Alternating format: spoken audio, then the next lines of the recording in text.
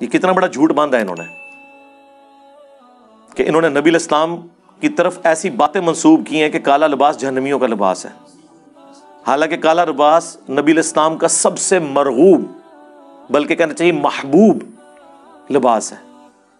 آپ کا جھنڈا کالا تھا، ویسے تو آپ کو کہتے ہیں خراسان سے کالے جھنڈے آتے ہوئے دیکھو تو استقبال کرنا، اس میں خلیفۃ اللہ مہدی ہوں گے تو وہ بھی کالا سفید کروا لینا تھا نا۔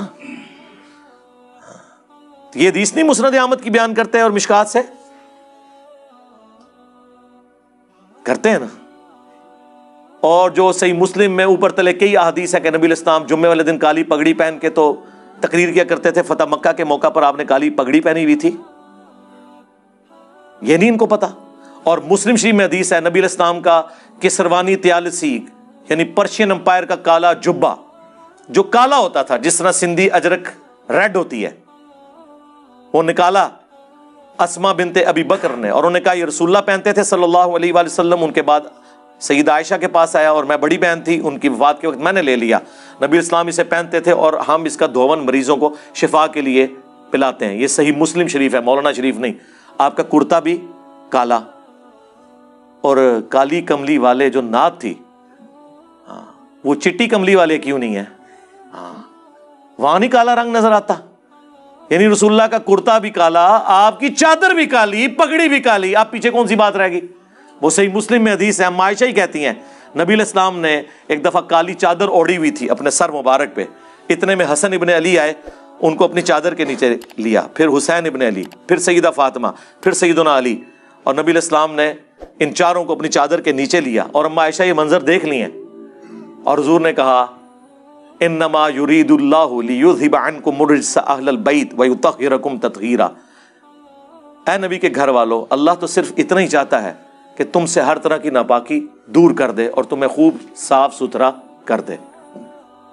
اسے حدیث قصہ کہا جاتا ہے، چادر والی حدیث جو مسلم شریف میں بھی ہے اور اہل تشیع کے ہاں بھی پائی جاتی ہے۔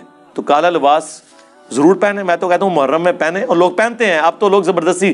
ہمارے پاس ایک بھائی ہے جو پہلے وہابی تھے، یعنی اہل حدیث، وہ وہابی مولانا کی مسجد میں لاہور میں، وہ جو گلے پھاڑنے والے دو بھائی ہیں نا، ان کے پیچھے وہ جمعہ پڑھتے تھے، تو وہ یہاں آئے، وہ کہتے ہیں میں تو اب جمعے میں پہلی صف میں محرم میں جو ہے نا کالے کپڑے پہن کے بیٹھتا ہوں۔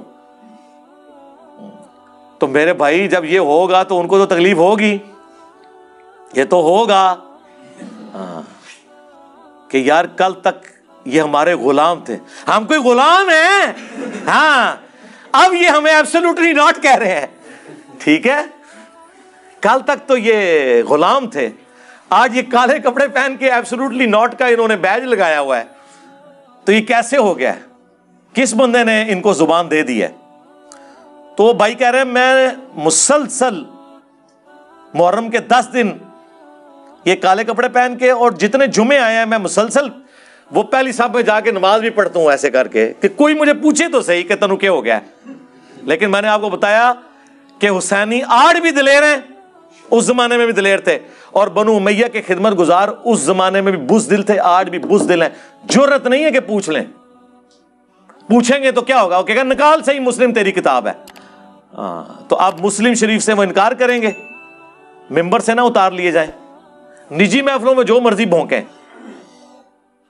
وہ میں نے بتایا نا کہ نجی محفلوں میں جو مرضی آپ کہیں، آئینی طور پہ تو پرائم منسٹر سربراہ ہے اس ملک کا، اگر آپ سامنے آگے بولیں گے تو آپ کے خلاف پٹیشن جائے گی سپریم کورٹ میں، چاہے آپ کسی بھی بڑے سے بڑی پوسٹ کے اوپر ہیں کسی ادارے کی۔